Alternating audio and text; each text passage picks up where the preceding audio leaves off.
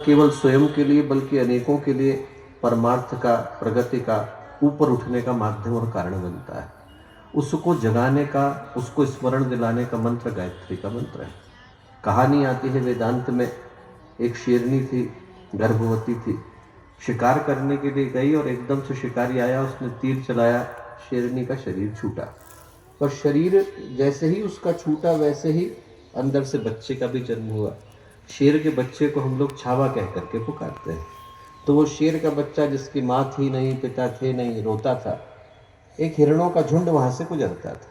उनने शेर के बच्चे को रोते देखा, उनको दया आई, उसने उनको अपने झुंड में शामिल कर लिया। वो शेर भूल गया कि वो शेर है, उसको लगा कि मैं हिरण। बाकी के हिरण जैसा करते वैसा वो भी करता, तितलियों के पीछे भागते वो भी भागता, घास खाते वो भी खाता। धीरे धीरे करके भूल ही गया कि वो शेर है। बड़ा वाला शेर एक दिन आया, आकर के जोर से दहाड़ा। दहाड़ा तो सारे के सारे हिरण भागे। उनको भागता देख करके वो शेर भी भागा। शेर को लगा हिरण भाग रहे हो तो ठीक है, शेर क्यों भाग रहा है।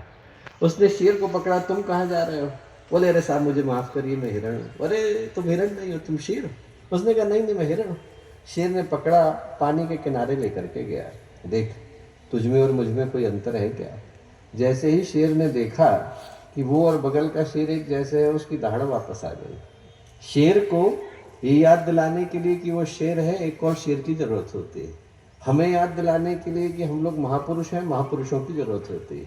वो आते हैं तो हमें याद दिला करके जाते हैं कि वो विवेकानंद, वो गुरुदेव हमारे ही भीतर तो विद्यमान है। दुनिया की सारी संभावनाओं को, सारी शक्तियों को, सारी विपदाओं को, सारी विभूतियों को लेकर के इंसान अपने अंदर बैठा है, उसको मात्र जगाने की आवश्यकता होती है। और जैसे ही वो जागती है तो इंसान का जीवन उस चीज, उस शिखर पर जाकर के प्रतिष्ठित होता है, उस जागरण को प्राप्त करता है जिस जागरण के लिए आज हम लोग यहाँ आकर के बैठे। आज का जो यज्ञ है, यज्ञ का उद्देश्य एक राष्ट्र का जागरण, पर राष्ट्र के जागरण की शुरुआत गुरुदेव ने कही व्यक्ति के जागरण से होते हैं। इंसान जगेगा तभी तो देश जगेगा। इंसान के अंदर की शक्तियां जगेंगी तो परिवार जगेगा, परिवार जगेगा तो देश जगेगा, देश जगेगा राष्ट्र जगेगा, राष्ट्र जगेगा तो पूरी की पूरी समष्टि जगेगी। एक की जागृति से सबकी जागृति संभव हो पाती है। एक दीपक जलेगा तभी दीपावली हो पाती है। एक के घर में प्रकाश आएगा तभी सभी के घर में प्रकाश आ पाता है। उस संभावना को जगाने के लिए आज का यज्ञ आया। हम लोग ये सोच करके न बैठे कि हम लोग यहाँ पर मात्र यज्ञ के कर्मकांड को करने के लिए बैठे हैं, इसलिए आकर के बैठे हैं कि हम में से प्रत्येक के अंदर जो अनंत संभावना है, अपरिमित शक्तियों को लेकर के हर आत्मा जो धरती पर आई, उसको जागृत करने के लिए, उसको जगाने के लिए आज हम लोग यहाँ आकर के बैठे। विवेकानंद जिनका आज जयंती का शुभ दिवस है, 1901 का वर्ष था, क्षीर भवानी के मंदिर में गए। वहां उन्होंने देखा कि मंदिर टूट गया है, बिखर गया है, उस पर आक्रांताओं के हमले हुए थे तो मंदिर टूट गया था। उनके मन में दर्द आया, उनको लगा कि इस मंदिर को मैं बनाऊंगा।